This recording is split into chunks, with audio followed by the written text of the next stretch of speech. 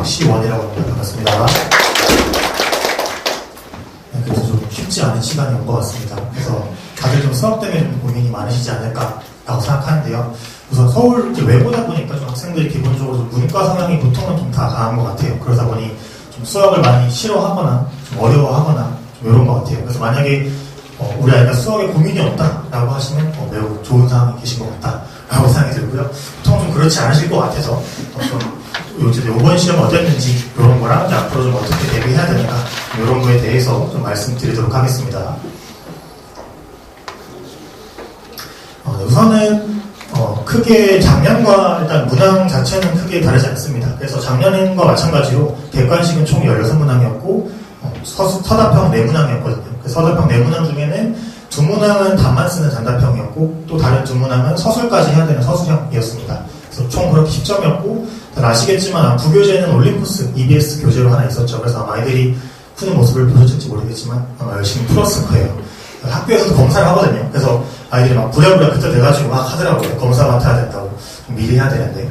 그래서 부교재가 있었고요. 그래서 그렇게 출제가 돼서 총 시험은 좀 전반적으로 어땠나 보시면 잘 보실지 모르겠어요. 그래서 우선 앞쪽은 제가 굳이 문항 출처를 안 넣는 이유는 그냥 일반적인 유형입니다. 교과서를 봐도 있을 수 있고, 아니면 일반 시중 교재를 봐도 있을 수 있고, 아니면 EBS 교재를 봐도 있을 수 있기 때문에 굳이 출처를 제가 적어놓지는 않고, 총 보시면 지금 제가 상으로 된 것만 좀 따로 표시해놨는데요. 지금 색깔이 칠해진 건 상 문항이고, 중간중간에 중상 이런 문항도 있습니다. 그래서 보시면 기본적으로 앞에 문제를 제외하고 봤을 때는 시중 교재에서 변형돼서 나온 문제도 있고요. 근데 대부분은 EBS 올림푸스 부교재 이렇게 돼 있거든요. 그래서 좀 어려운 문항들이 좀 부교재에서 주로 나왔습니다. 이번에는. 그래서 아이들이 혹시 시험 보고 와서 수학이 어땠는지 말을 혹시 하던가요? 당연히 어렵다고 했겠죠. 그래서 제가 보기엔 작년보단 조금 쉬웠다고 보이거든요. 작년에는 조금 상관은 조금 더 있기도 했고, 그래서 올해는 조금 EBS에서 많이 좀 내다 보니까 작년보다 제가 보기에는 작년보다 좀 쉬웠던 것 같은데, 물론 엄청 많이 차이 나진 않는 것 같은데 조금은 쉬웠다. 근데 아이들은 당연히 어려웠다고 하겠죠, 그렇죠?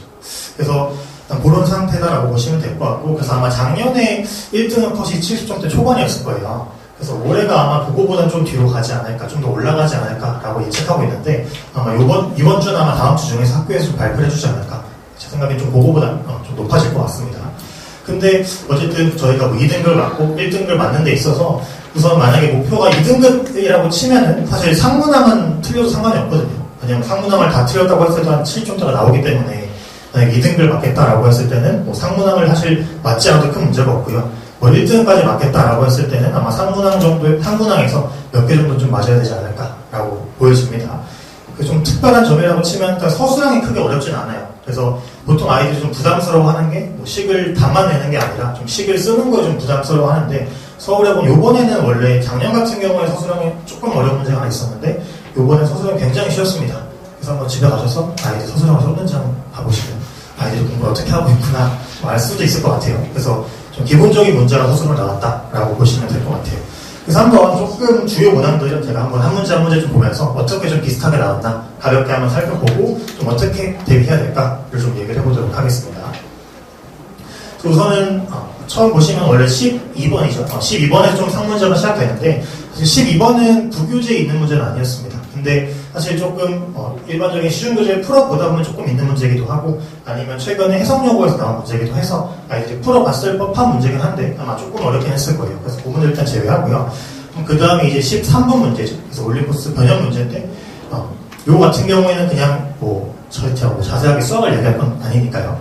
나는 나머지가 같다라는 내용이어서 완전 똑같이 생기진 않았는데 이 내용을 기반으로 나온 문제다. 그래서 만약에 애들이 그냥 대충 이 문제만 외우고 가가지고는 조금 뭐라 할 수도 있는 문제인 것 같아요.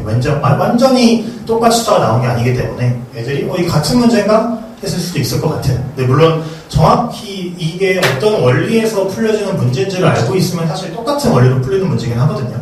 근데 아이들이 정말 대충 그냥 부교재만 한번 쓱쓱 풀고 갔다가는 조금 잘 안 될 수도 있는 그런 문제였던 것 같아요. 완전 똑같진 않기 때문에. 그래서 여기는 아이들 쓰는 문제였고요. 여기 객관식 13번 문제였고요. 그 다음 14번 문제는 완전히 동일합니다. 그냥 올림푸스 공통 문제에 있던 거를 그대로 낸 문제라서 14번 같은 경우에는 이걸 풀어봤으면 저것도 풀 수 있지 않을까 라는 정도의 문제였고요. 그 다음이 15번 문제인데요. 15번은 부교재에 있는 문제는 아니었지만 기본적으로 모의고사 기출 문제입니다. 그래서 아이들이 모의고사를 조금 풀어봤던 학생들이라면 봤을 법한 문제거든요. 꽤나 유명한 문제라서. 그래서 13번 같은 경우에는 모의고사 좀 풀어봤으면 저기도 적용을 시킬 수 있는 그 정도의 문제였다라고 보이고요. 그 다음에 저 번호를 안 바꿔 넘어갔네요. 이게 13번, 14번, 15번 문제입니다. 15번 문제. 그 다음에 객관식 마지막 문제가 16번 문제입니다. 객관식 마지막 문항인데도 올림포스에 있는 문제가 그대로 나왔거든요. 그래서 제가 작년보다 좀 쉽다고 얘기하는 이유는 좀 그대로 낸 문항이 조금 많습니다. 그래서 지금 객관식 뒤에서 두 문항 정도가 올림포스에 있는 내용 그대로 나왔기 때문에 조금 아이들이 잘 풀어내는 친구들이라면 봤던 거네 하고 충분히 풀 수 있지 않을까 싶은데 그럼 우리 아이는 왜 올림포스가 라는 될 수도 있겠죠. 근데 이게 사실 뭐 그대로 나왔긴 하지만 올림포스 이 교재 안에서도 좀 쉬운 문항이 있고 좀 뒤에 가면 고난도 문항이라고 따로 있습니다. 그래도 그대로 내는 건 사실 고난도 문항에서 낸 거긴 해서 서술형 문제나 아이들이 사실 뭐 조금 어려워하는 부분이다 보니까 그대로 나왔어도 이걸 좀 유심히 안 봤다면 조금 또 그대로 나왔다고 한들 잘 못 풀었을 수도 있다. 좀 이 정도의 생각을 해주시면 될 것 같습니다. 그래서 이번 시험에서 사실 가장 어려웠던 거는 단답형 2번에 있는 문항인데요. 요즘 문항은 조금 어렵습니다. 그래서 이 문항 같은 경우에도 당연히 올림포스 교재에서 이게 연계가 된 문항이긴 한데 사실 하나만 가지고 풀 수는 없고요. 요 문항이랑 요 문항의 아이디어 두 개를 합쳐서 낸 거라서 요거는 좀 풀기 쉽지 않지 않았을까라는 생각이 들어요. 그래서 여기서 쓰이는 아이디어와 이 문제에 쓰이는 아이디어 둘 다 올림포스 교재에 있습니다. 요 두 개의 아이디어를 합쳐서 하나의 문제를 만들어낸 문제다라고 보시면 될 것 같아요. 그래서 뭐 요거를 풀지 못해도 뭐 충분히 시험을 잘 볼 수 있지만 조금은 어려웠던 문제다라고 봐주시면 될 것 같습니다. 그래서 그 이후에는 서술형 문항인데 크게 어렵지 않은 문제였다라고 봐주시면 될 것 같습니다. 그래서 어쨌든 보시면 아시겠지만 뭐 앞에 문항도 당연히 올림포스에서 나왔을 거고요. 뒤에 주요 문항들도 대부분이 좀 올림포스에서 많이 나왔다 보니까 물론 조금씩 반영된 것들도 있지만 그래서 아이들이 잘 풀었을까도 싶긴 하지만 사실 한번 풀어봤다고 잘 풀 것 같으면 사실 모든 아이들이 잘 볼 수 있잖아요. 그렇죠? 그건 또 아니니까 저희가 단순히 풀어봤다고만 해서 사실 잘 풀 수 있는 건 또 아니거든요. 그럼 결국에 아이들이 어떻게 해야 이 문제들 좀 잘 풀 수 있을까 시험 때 고민을 했을 때 저는 항상 수업하면서 강조하는 게 왜거든요. 아이들한테. 그러니까 왜 너가 이 문제를 틀렸고 너가 이 문제를 다음에 어떻게 맞춰야 되는지 좀 생각하라고 많이 하거든요. 그래서 항상 문제 밑에다가 너가 좀 틀린 이유를 좀 적어봐라 라고 하는데 말을 잘 안 듣습니다. 애들이. 그래서 이게 정말 중요하거든요. 왜냐하면 본인이 정말 잘하고 싶으면은 이걸 내가 왜 틀렸고 다음번에 어떻게 풀어서 다음번에 어떤 식으로 내가 가져가면 되겠다 이런 걸 충분히 써봐야 되는데 생각보다 아이들이 정말 잘하고 싶은 마음이 사실 어머니도 아시겠지만 끌어오르진 않잖아요. 그렇죠? 그랬으면 좋겠지만 그래서 그렇다 보니까 좀 보기 쉽지 않다. 근데 여튼 이 과정이 꼭 필요하거든요. 그래서 제가 아이들한테 좀 시키는 게 잘 보이실지 모르겠어요. 그래서 여기 예를 들어 제가 가르치는 학생 걸 하나 갖고 온 건데요. 이 친구가 뭐 예를 들어 이 문항을 틀렸다라고 했을 때 이 친구가 뭐라 썼냐면 그냥 상수항만 생각해라. 점 이렇게 써놨어요. 그러니까 자기가 왜 틀렸고 다음번에 그냥 상수항만 생각해라. 뭐 이런 식으로 이유를 써놓은 거거든요. 본인이 다음번에 어떻게 풀어나갈지. 이 문제도 마찬가지예요. 자기가 아무 생각 없이 나눴나 봐요. 그래서 문제 위에다가 아무 생각 없이 나누지 마라. 이렇게 써놨더라고요. 써놓은 거 보면 남자아이 같지만 여자아이입니다.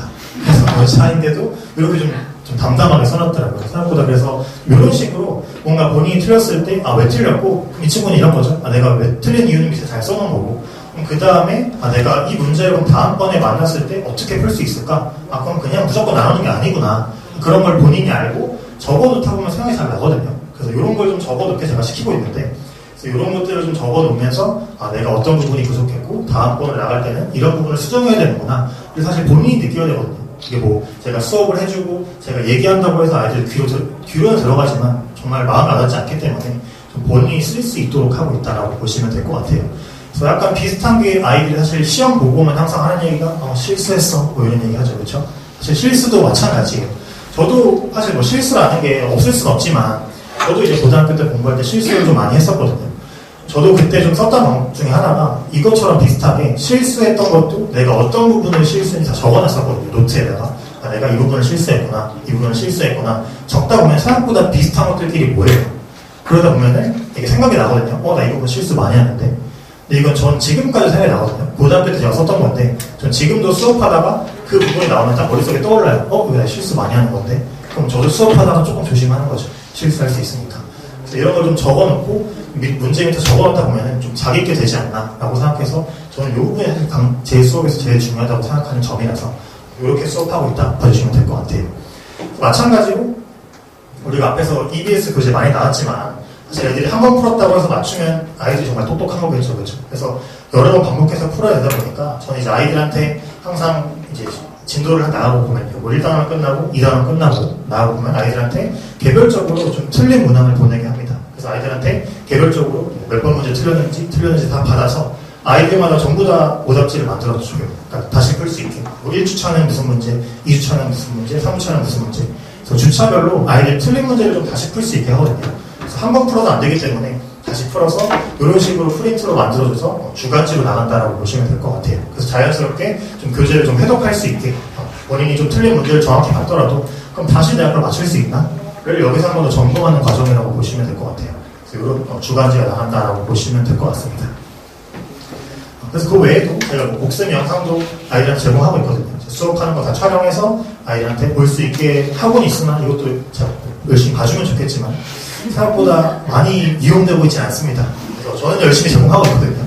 열심히 제공하고 있으니까 좀 아이들이 좀 볼 수 있게 유도를 좀 하고 있고요. 마찬가지 서울에도 마찬가지지만 서술형 이번에 나왔다 보니까 서술형도 아이들한테 제가 쓴 것도 보여주거든요. 나랑 어떻게 쓸 것 같아. 이런 식으로 쓰는 것도 보여주고요. 실제로 아이들 쓴 거 보고 이건 이렇게 수정하는 게 좋겠다 좀 얘기해주고 있다라고 보시면 될 것 같아요. 뭐 그 외에도 카톡 소통방도 운영하면서 아이들 질문하면은 질문도 봐주고 있고요. 그래서 그 외에도 어머니들한테도 카톡으로 시험을 보면은 이 시험에서는 1등 컷이 몇 점이고 2등 컷이 기출에서 몇 점이었다. 근데 우리 학생이 지금 몇 점 정도 받았다. 좀 이런 내용 아니면 이번 주에 과제 수행도가 어땠는지, 숙제가 어느 정도인지 이런 거에 대해서 매일매일 카톡으로 나가고 있다고 보시면 될 것 같아요. 그래서 이런 식의 좀 수업 관리를 하고 있다라고 봐주시면 될 것 같습니다. 이제 요거 외에도 제가 이제 커리큘럼으로는 세 가지 총 커리큘럼이 있는데요. 앞에서는 이제 겨울방학, 여름방학 진행하는 거라서 요거는 일단 제외하고 얘기하고요. 이 두 가지에 대해서는 좀 어떤 식으로 아이들한테 좀 지도하고 있는지 간략하게 얘기하고 마무리하도록 하겠습니다.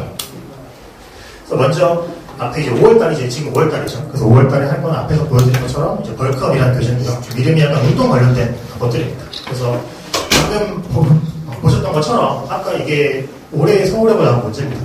나는 나머지가 모두 이거다. 그러니까 나머지가 같다는 소리인데 생각보다 아이들이 이거 좀 어려워하거든요. 이제 기출문제에 사용된 표현인데 아이들이 이걸 그냥 풀어보라고 하면 생각보다 잘 못 풀어요. 그래서 요번에 시험에 나왔던 건데 이런 거 같은 경우는 전 교재에서 좀 이런 식으로 두 식의 나머지가 같을 때는 좀 어떻게 우리가 문제에 쓰이는지 이런 걸 좀 설명하면서 그거랑 좀 비슷한 문제들, 기출 문제일 수도 있고요. 아니 모의고사 기출 문제일 수도 있고요. 좀 그런 거에 대해서 좀 정리해 나가면서 5월달에는 개념도 다시 돼. 이런 거를 유형별로 좀 정리하면서 어떤 식으로 접근할 수 있는지를 좀 가르치는 수업이다라고 보시면 될 것 같아요. 좀 여기 밑에 보시면 잘 안 보이시겠지만 제가 교재 밑에다가 다 이런 식으로 어떤 유형에 대해서 한 줄 코멘트를 달아놓거든요. 근데 이걸 제가 그냥 통으로 달아놓으면 애들이 안 읽겠죠, 그렇죠? 눈도 안 줍니다, 여기다가. 그래서 제가 아이들을 읽어볼 수 있도록 빈칸을 다 뚫어놔요. 그래서 이 유형에서는 예를 들어 직각삼각형에서는 손해발을 내리면 직각이 추가되니까 무조건 닮음을 떠올려야 된다. 이런 것처럼 제가 하나하나 다 빈칸을 뚫어놓거든요. 굉장히 귀찮습니다. 저도 그냥 줄글로 쓰면 좋은데 아이들한테 한 번이라도 더 읽고 한 번 더 쓰게 하기 위해서 이런 식으로 좀 교재 밑에다가 다 그 페이지마다 밑에 중요한 포인트들을 좀 써서 아이들이 한 번 더 좀 보고 쓸 수 있게 하고 있다라고 보시면 될 것 같아요. 그래서 5월달은 이런 식으로 좀 진행됐다라고 보시면 될 것 같고 6월달은 보통 이제 메인이 부교재입니다. 서울에는 특히나 부교재가 중요하기 때문에 그래서 5월달 교재는 아까 봤던 시험 문제입니다. 시험 문제, 이번 부교재에 있던 문제들입니다. 그래서 이런 식으로 부교재에서는 EBS 올림코스 마찬가지 올림코스 유형편일 수도 있고요. 좀 주요 EBS 교재들을 좀 모아놓은 교재다라고 보시면 될 것 같고 이제 그 외에도 서울에고는 좀 잘 나오는 유형들이 있습니다. 몇 가지. 그래서 그 외에도 좀 프린트로 좀 잘 나오는 유형들이나 이런 것들을 모아서 좀 따로 진행하고 있다. 내신 대비 기간에는 그렇게 봐주시면 될 것 같습니다. 자, 이런 식으로 수업을 하고 있다라고 봐주시면 될 것 같고요. 그래서 그 외에 잠깐 짧게 소개하고 내려가면 제가 유튜브를 조금 하고 있습니다. 그래서 유튜브에 제가 크게 뭘 대단하게 하고 있는 건 아니고요. 자그맣게 동네 가게처럼 하고 있는 건데요. 그래서 엄청 큰 이런 사람 아닙니다. 그래서 보시면은 그냥 모의고사 보통 보죠. 저희가 3월달에 모의고사 봤을 거예요, 그렇죠? 그래서 6월달에도 모의고사 보게 될 텐데 모의고사 보면 항상 저는 그 날이나 다음 날에 촬영을 해서 유튜브에 업로드를 하고 있거든요. 그래서 그렇게 올리기도 하고요.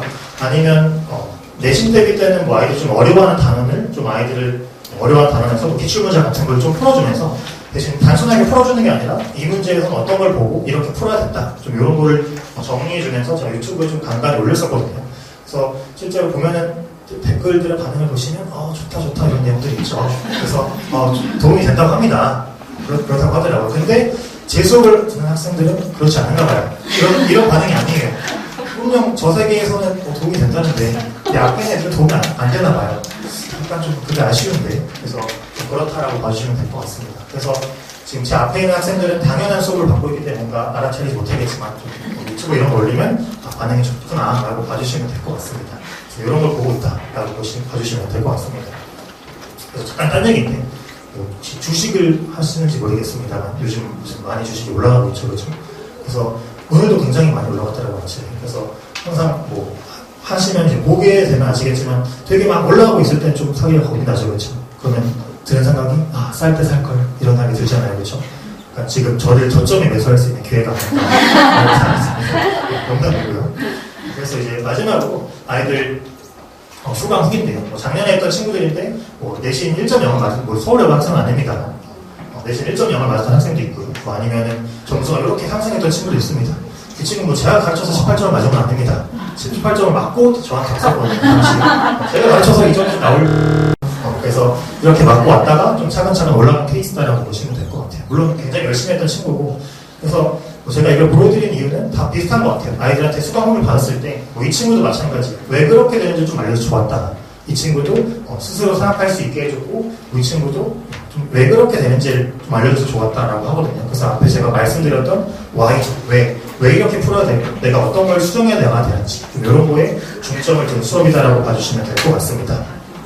그래서 마지막으로 시간표인데요. 지금 서울에보는 아까 앞서 원장님이 말씀하셨지만 제가 브릿지반을 맡고 있고요. 그래서 다른 상현쌤이 다른 반 하나 맡고 계신데 이제 상현쌤 맡은 반 같은 경우는 보통 한 1등급을 좀 목표로 하는 친구들이 보통 듣는 수업이다라고 보시면 될 것 같아요.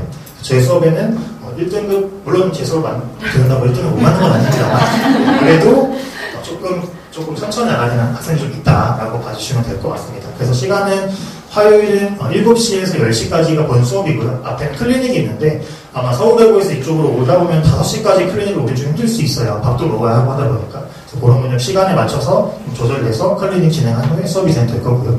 일요일 같은 경우에는 9시 반부터 12시 반까지 이렇게 수업 진행된다라고 봐주시면 될 것 같습니다. 그래서 이렇게 진행될 것 같고요. 그래서 아마 좀 외부 학생들이다 보니까 좀 수업에 좀 고민이 많을 수도 있는데 맡겨주시면 앞서 말씀드린 것처럼 좀 그런 수업 방향에 입각해서 잘 맡아서 진행해 보도록 하겠습니다. 감사합니다.